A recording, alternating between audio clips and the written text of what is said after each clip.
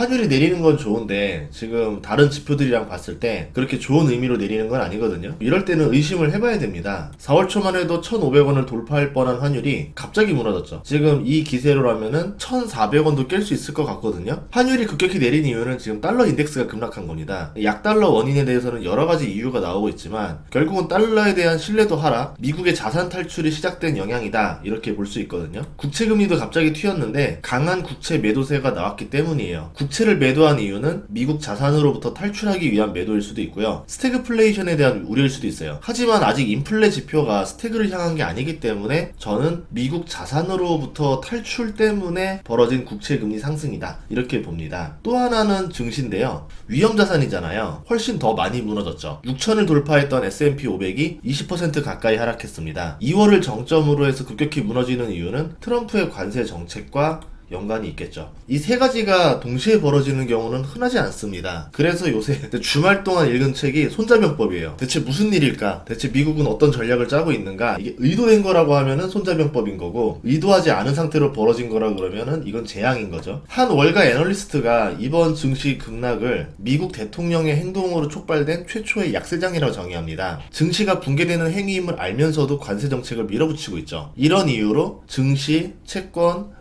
달러가 동시에 하락하는 기이한 현상이 벌어지고 있습니다. 이게 첫 번째는 아니고요. 2022년에 연준이 급격히 금리를 올리던 초기 구간에서도 이 현상이 벌어졌었고, 2008년 글로벌 금융위기가 터진 초기 구간에서도 이런 일이 벌어졌습니다. 공통점은 증시가 크게 하락했던 시절 초기 구간에서 벌어지는 징후랑 똑같다라는 거죠. 또 하나의 공통점은 미국의 자본이 해외로 탈출하고 있다는 겁니다. 이게 추세로 이어지면은 미국 주식뿐만 아니라 채권도 투자를 할 수 있는 상황이 아니죠. 실제로 부자들은 지금 미국 자산에서 탈출하고 있다는 뉴스들이 나오고 있어요. 미국 밖으로 자산이 빠져나갔다가 미국 안으로 다시 들어왔다가 왔다 갔다 하겠죠. 이 정도가 언제까지인지를 알 수가 없으니까 우리 입장에서 그냥 버티는 게 낫지 않을까? 아니면 이게 초기라고 하면은 같이 빠져나가는 게 낫지 않을까? 이런 고민을 하게 될 거예요. 문제는 이 원인이 트럼프 정책이니만큼 트럼프가 어떤 생각을 가지고 어디까지 목표로 삼고 있는지를 알아야 우리가 투자를 빠져나갈 건지 그냥 홀딩할 건지를 선택할 수 있을 겁니다. 지금 약달러 현상을 트럼프가 원하고 있고요. 파월 의장을 해임시킬 거라면서 금리를 인하하는 이유도 약달러를 유도하기 위해서고요. 그래서 오늘은 달러에 대한 이야기를 해보려고 합니다. 트럼프가 약달러 정책을 펼치는 이유는 스티브 미란의 보고서 때문인데요. 2000년 중국이 WTO에 가입하고 나서 미국의 공장들이 중국으로 대규모 이동을 합니다. 그렇게 10년간 미국의 제조업 일자리가 600만 개가 사라졌어요. 이후에 빅테크 성장으로 고소득 직업도 많이 생겼지만 그거는 화이트 칼라들의 몫이었고 블루 칼라의 일자리는 소외되고 사라지고 있었죠. 이것 때문에 미국의 빈부격차가 나날이 벌어졌고 지역 간의 빈부격차가 더 심해졌습니다. 미국 내부의 갈등 원인이 되고 있는 이유기도 하죠. 트럼프는 이 문제를 해결한다라고 공약으로 내세웠고 대통령에 당선됐습니다. 그러면 이 문제를 해결하기 위해서 어떤 액션을 할 건데 그 중에 하나가 약달러라는 거예요. 왜 그러냐면 스티브 마린이 미국의 제조업이 중국으로 이동한 원인을 약달러로 지목하고 있습니다. 미국이 제조업을 잃은 이유는 강달러 현상 때문인데요. 현재 미국의 달러는 19% 이상 고평가되어 있어요. 고평가된 달러를 약달러로 만들어야 미국의 제조업이 살아날 수 있다. 이게 미란 보고서의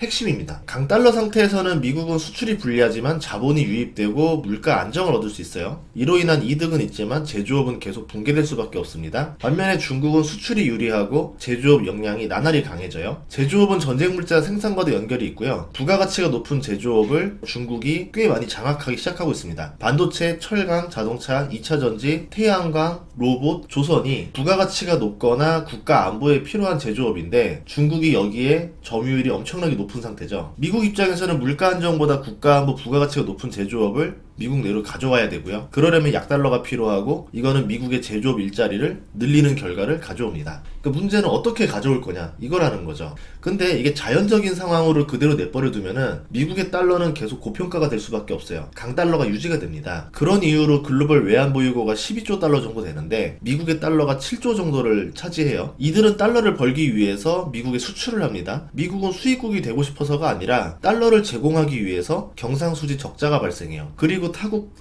그리고 다른 나라는 넘치는 달러를 쓸 데가 없잖아요. 외환 보유고로 계속 저장해 둡니다. 외환 위기를 겪기도 했었고 다른 선진국 대비 미국채 금리가 높은 편이니까 민간에서도 안정성 있는 고금리 투자로 미국채가 유리한 거죠. 이런 이유로 미국 달러에 대한 수요가 끊이지 않고 있습니다. 이런 강달러는 미국 내에 물가 안정을 주니까 소비력이 확대되겠죠. 자본이 계속 유입되니까 새로운 기술주가 탄생하는 환경이 조성됩니다. 하지만 이런 이유로 미국의 제조업은 약달러 수혜를 보기가 어려워져요. 미국은 무역 적자와 재정 적자를 기록하면서 다른 나라들의 달러를 제공하고 있는데요. 하지만 미국의 GDP 점유율이 높을 때는 이 구조가 버틸만해요. 근데 미국의 GDP 비중이 하락하게 되면은 트리핀의 딜레마에 빠지게 되는데 강달러로 인해서 수출은 불리해지고 제조업은 위축되고 적자 지속으로 신용위기가 발생할 수 있습니다. GDP 비중이 낮아질수록 기축통화로서 지위가 약해지는데요. 달러는 과거와 다르게 근본이제가 아니에요. 신용을 기반으로 발행하고 있기 때문에 기축통화 지위를 잃었을 경우에 글로벌 금융위기가 발생할 수 있는 겁니다. 그러니까 미국이 과도한 부채를 견디지 못하는 구간이 그 전환점이 될 수가 있겠죠. 이게 트리핀 딜레마의 티닝 포인트라고 하는 건데 이걸 해결하려면 트럼프가 무역 수지 적자도 해결해야 되고 재정 수지 적자 문제도 해결을 해야 돼요. 그리고 달러를 계속 공급할 수 있어야지만 세계 경제가 무너지지 않고 유지가 됩니다. 문제는 이 둘이 상호 성립할 수가 없어요. 미국의 쌍둥이 적자가 해결되고 약달러가 된다는 거는 다른 나라들 경제는 암흑기가 온다라는 겁니다. 다시 침체기가 되면은 미국 달러를 안전자산으로 생각해서 또 수요가 몰려들 거고, 그러니까 미국 입장에서는 계속 다른 나라들을 가난하게 만들어야지만 지금 이 딜레마를 어찌저찌 막아낼 수 있다는 거죠. 미란 보고서의 전략은 미국의 GDP 글로벌 비중이 올라가야 된다. 그래야 달러 고평가 문제가 해결되고 제조업 고용률도 증가시킬 수 있다. 리쇼어링을 통해서 국가 안보나 부가가치가 높은 제조업을 미국 내로 들여와야 된다. 그런 게 아니면 미국의 인건비를 견뎌낼 수가 없겠죠. 돈 되는 공장들을 미국으로 가져오고 중국이랑 다른 나라는 부가가치 낮은 거, 좀 덜 중요한 거 이런 것들 만들게 하라는 얘기입니다. 그러니까 한마디로 고급스럽게 경제적인 표현을 한 거지 식민지 만들란 얘기예요. 미국 외에는 다 식민지로 만들어서 이 모든 부가 미국으로 유지되게 만들고 미국을 로마 제국처럼 만들고 나머지들은 로마 제국을 떠받치는 경제적 식민지로 만들어야 된다. 그래야 미국이 망하지 않고 패권을 유지할 수 있다. 그렇게 해야 되는 이유가 다른 나라들이 부가가치 낮은 것들을 수출해야지만 그 나라는 버는 게 없고 저렴한 인건비로 유지가 되고 미국의 물가 안정에 도움이 되기 때문이라는 거죠. 그리고 이 문제를 해결할 수 있는 맞는 키가 관세라는 거예요. 미국은 상대적으로 관세가 낮습니다. WTO 자료에 의하면은 미국의 평균 관세율이 3%인데요. 다른 나라들 관세는 높은 편이에요. 특히 미국에 대해서 품목별로 불리하게 적용된 것들이 많습니다. 대표적으로 자동차인데요. 미국이 유럽으로 자동차를 수출하면은 관세 10%가 부과되는데 유럽 자동차가 미국으로 들어올 때는 2.5% 관세밖에 부과가 안 돼요. 이렇게 미국의 제조업을 희생하면서 미국 경제를 움직였지만 트럼프 행정부는 더 이상 이거를 방치하지 않겠다. 바로 돌려 세우겠다. 이 이야기를 하는 겁니다. 그러면 미국 국민들, 이런 이유 때문에 미국 국민들이 미국을 다시 잘 살게 만들겠다라는 트럼프의 구호, 마가 구호 때문에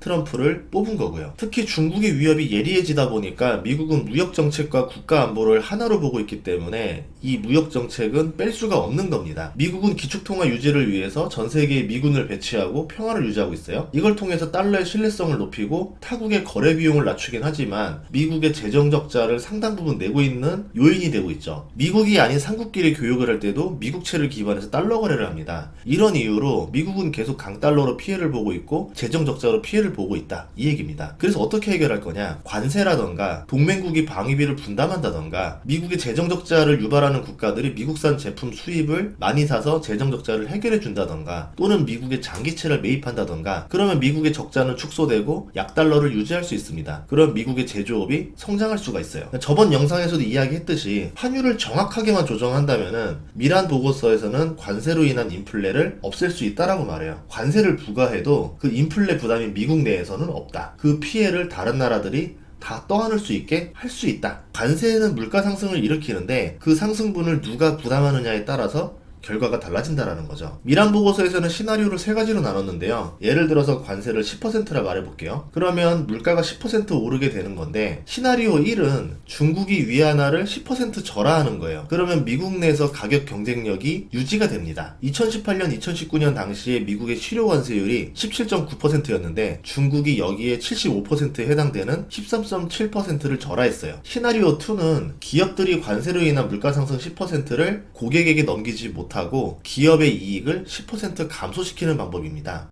대통령이 바뀌는 첫 해예요. 당연히 그 첫 해에 주도주가 나올 거라 보고 있고 계속 새로운 시대가 열릴 때마다 새로운 투자 방법을 요구하더라고요.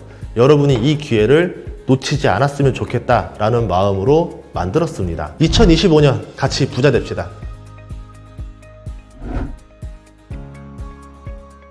경기가 침체, 공급 과잉일 때는 이런 게 가능한데 2018년, 2019년에는 이랬습니다. 당시 소비자 물가가 거의 영향이 없었거든요. 그러니까 한마디로 기업들이 나머지 분인 4.1%의 물가를 마진에서 깎았다는 얘기죠. 그래서 증시가 하락했던 이유이기도 합니다. 시나리오 1과 2의 이유로 트럼프 1기 때는 소비자 물가가 거의 오르지 않았었고요. 그래서 이번에도 인플레가 없을 거라 생각하고 있는데 실효 관세율이 트럼프 1기 때보다 훨씬 높을 거기 때문에 문제가 있어요. 예를 들어서 실효 관세율이 30%다. 그러면 중국이 위안화 절하를 30% 이상 해야 되는데 한순간에 30% 이상을 해버리면 중국의 금융이 붕괴될 수가 있습니다. 그러니까 실효 관세율 대비 통화 절하 속도가 이를 따라가지 못할 거라는 거죠. 그러면 그 비용이 미국으로 전가가 됩니다. 그럼 시나리오 2 아니면 시나리오 3로 벌어져야 돼요. 시나리오 2로 봤을 때 기업의 마진 축소도 한계가 있을 겁니다. 왜냐하면 2025년에 미국의 제조업 평균 순이익 마진율이 7.7%예요. 0%에 가깝게 떠안는다 하더라도 기업이 부담할 수 있는 비율은 7.7%밖에 없어요. 그럼 나머지 관세 인상분을 소비자가 모두 떠안아야 되겠죠. 위안화가 서서히 약세되는 구간까지는 소비자가 계속 떠안아줘야 됩니다. 소비자는 물가 상승이 급하게 이뤄지면요, 안 사버려요. 지갑을 닫아버립니다. 받아들이지 못하는 거죠. 그래서 경기 침체가 발생하게 됩니다. 이런 이유로 관세율이 높아지면은 중국도 타격을 받지만 미국의 기업과 소비자도 타격을 받아요. 이걸 최소화하는 방법은 점진적으로 조금씩 관세를 올리는 거예요. 처음에는 세게 하는 것처럼 하면서 만약에 지키지 않으면은 한 달에 2%씩 계속 올릴 거야, 이런 식으로 해서 조금씩 계속 올리는 전략인데, 그렇게 해야지만 위안화 절하 속도가 따라올 수가 있어요. 위안화 절하 속도가 따라오면은 미국으로 물가가 넘어가지가 않습니다.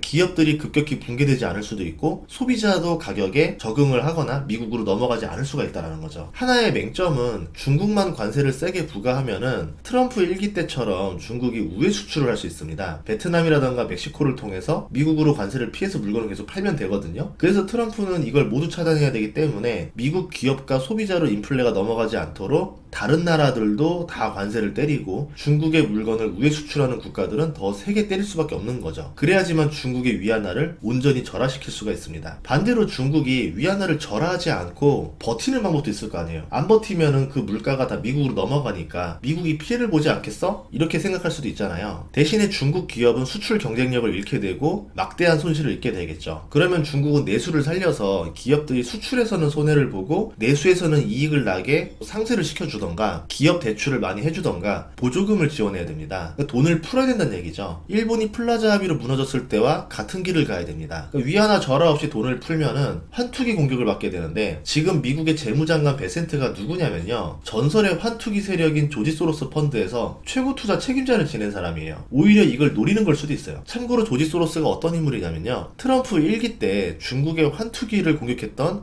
장수입니다. 당시에는 실패로 끝났지만 2기 때 성공을 거두면은 역사상 승자로 기록되는데, 이 사람이 영국의 파운드와도 공격해서 성공으로 만들었었고 우리나라 아시아 IMF 위기 주범이기도 합니다. 환투기 공격을 받으면 빠른 속도로 달러가 고갈되겠죠? 금융 위기에 빠질 겁니다. 우리도 외환위기 때 IMF 지원을 받는 조건으로 기업과 금융이 상당 부분 서구 자본으로 헐값으로 넘어갔잖아요. 중국 경제 문을 완전히 열고 서구 자본이 헐값에 들어오는 일이 벌어질 수가 있습니다. 이게 경제냐 무력이냐의 차이뿐이지 아편전쟁과 다름이 없거든요. 그때 홍콩을 내줬었던 경험이 있는 중국으로서는 그 꼴을 보느니 한판 붙어버리자 전쟁을 강행할 가능성도 있어요. 하지만 전쟁에서 져도 막대한 배상금과 경제 완전 개방을 당할 수가 있게 됩니다. 결과가 안 바뀔 수 있다는 거죠. 관세 하나 버튼 눌렀을 뿐인데 중국의 선택지가 별로 없어요.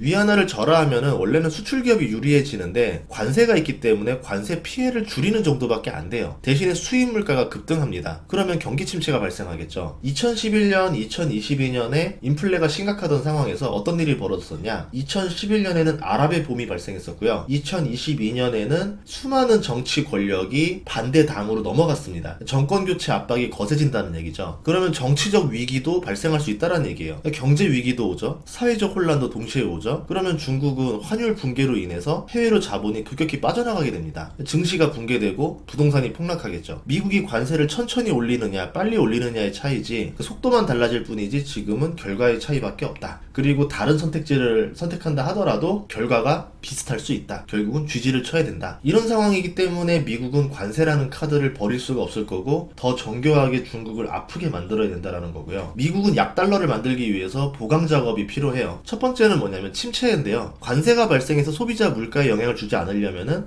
기업이 데미지를 먹어야 된다고 아까 설명드렸잖아요. 고용과 투자가 줄고 실업자가 늘어서 경기 침체가 발생합니다. 소비자 물가가 오르면 금리를 내리기가 어려운데 기업이 데미지를 먹으면은 증시가 하락한다는 단점은 있지만 침체로 인해서 금리를 내릴 수가 있어요. 물가가 떨어지니까. 대신에 기업이 데미지를 덜 먹도록 규제를 완화하면서 인플레가 없는 형태로 도움을 줄 수가 있겠죠. 시간이 지나고 금리를 내리면은 연방부채 이자가 감소하게 되는데 그러면 재정적자 축소가 되니까 강달러 요인이 됩니다. 그래서 법인세 감면같이 기업을 지원하면서 재정적자를 어느 정도 유지를 해야 돼요. 그래야 약달러를 유지할 수 있습니다. 대신에 금리가 떨어졌기 때문에 미국의 예산을 빚 갚는 데 쓰는 게 아니라 미국의 기업들을 지원하고 증시를 부양하고 일자리를 늘리는 데 쓸 수가 있다는 거죠. 그래서 이 과정의 타이밍에 맞게 연준이랑 재무부가 정말 타이밍 딱딱 맞춰가면서 움직여야 되는데 지금 파월 같은 경우는 데이터를 보고 판단하겠다 이럴 수도 있고 트럼프의 전략에 별로 동의해 보이지도 않죠. 그래서 서로 의견 갈등이 있게 되는데 이렇게 되면은 트럼프가 원하는 타이밍에 맞춰서 연준이 움직여주지 않을 수가 있습니다. 미란 보고서에서 나왔던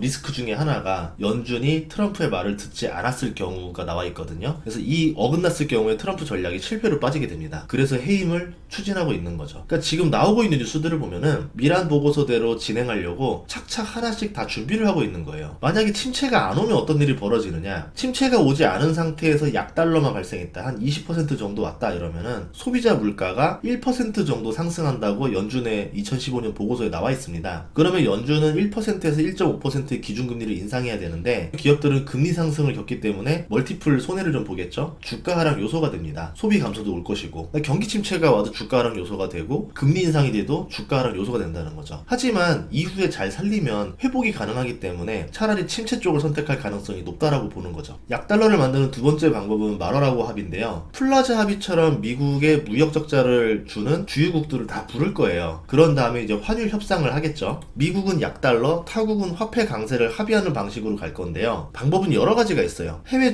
중앙은행들이 미국의 채권을 사게 만들어서 채권 가격을 올리고 국채 금리를 낮게 유지하는 방법이 있습니다. 두 번째는 미국이 초장기채를 발행해서 이거를 타국의 중앙은행들이 미국채 대신에 초장기채로 많이 전환하게 만드는 방법이죠. 다른 방법은 미국이 달러를 발행해서 매도를 하고 대신에 타국의 화폐를 매수해 주는 거예요. 이런 식으로 통화량과 환율을 조정하는 방법입니다. 베센트 장관이 환투기 소로스의 직원이었었잖아요. 이 분야에서 정교한 가이드를 만들어내지 않을까 이렇게 보고 있습니다. 결론을 내자면 미국은 약달러로 가야 되고 제조업을 부활시켜서 패권을 유지할 수 있을 거라고 보고 있는데 이 과정에서 관세가 선봉이다. 관세를 약하게 만들면은 아무것도 이룰 수가 없어요. 그래서 이 관세가 우리의 예상보다는 조금 더 세게 들어갈 수밖에 없다. 그래야 나머지들을 이룰 수 있기 때문에 그러면 그 사이에 어느 정도 금융시장의 큰 변동성, 타격이라고 봐야 되겠죠. 이게 안 올 수가 없지 않을까 이렇게 보고 있는 거고 미란 보고서에서는 그 타격을 줄이기 위해서 점진적으로 계속 압박하는 방식으로 써야 타격을 최소화할 수 있다 이렇게 말을 하는데 트럼프 대통령의 성향상 처음에 세게 하고 그 다음에 조금씩 약하게 봐줬다가 멈추기도 하고 다시 점진적으로 올리고 이러면서 상대방을 지치게 만들고 본인이 원하는 대로 협상 테이블로 올려야 되기 때문에 이게 정교하게 가지 않을 가능성 또는 많은 이들이 예측하지 못하는 불확실성으로 던져버린 다음에 끌어올리는 가능성 이렇게 있거든요. 그럼 이 과정에서 인플레가 튄다던가 불확실성이 늘어나겠죠. 그렇기 때문에 증시에 그렇게 좋을 리가 없다라는 겁니다. 단기적으로 봤을 때 나중에 내년이나 내후년에 다시 살려놓는 방법도 있을 거예요. 그땐 모르겠지만 2025년에 이 계산을 넣었을 때 부자들이 왜 미국 자산에서 탈출하고 있는지 왜 약달러, 채권 가격 하락, 증시 하락이 동시에 벌어지고 있는지 예상해 볼 수 있었던 겁니다. 저도 20년, 21년, 22년, 23년, 24년 5년 동안 계속 롱을 외쳤던 사람이에요. 문제는 지금 25년 1년짜리 고통으로 끝나는 건지 정교한 컨트롤에 실패해서 2년 3년짜리 데미지를 먹을 건지 알 수가 없는 거예요. 이런 상황인데 주가는 24년 말에 굉장히 높은 상태였었습니다. 그럼 어떤 선택을 하는 게 좋겠어요? 잠깐 쉬어가는 것도 좋다, 비중을 줄이는 것도 좋다, 또는 배당주라던가 가치주, 많은 사람들이 별로 좋아하진 않겠지만 AT&T라던가 필립 모리스라던가 이런 주식들이 있거든요. 재미없는 주식들. 오히려 그런 주식들이 지금 더 매력을 가져가는 구간일 수도 있겠다라는 생각이 들어요. 그냥 주식 투자하지 말란 얘기가 아니라 조금 포트폴리오의 조정의 필요가 있을 수 있을 것 같다라는 얘기를 말씀드리고 싶어서 정리를 했습니다. 미란보고서 풀 버전이 있는데요. 여러분들이 한번 쭉 읽어보셔도 되고, 만약에 댓글로 어렵다라고 말씀해 주시면은 제가 그 41쪽짜리 페이지 그냥 풀 버전으로 해설해서 영상을 한번 올리도록 할게요. 다음 시간에도 좋은 정보로 찾아뵙겠습니다. 구독과 좋아요, 알림 설정 부탁드릴게요. 고맙습니다.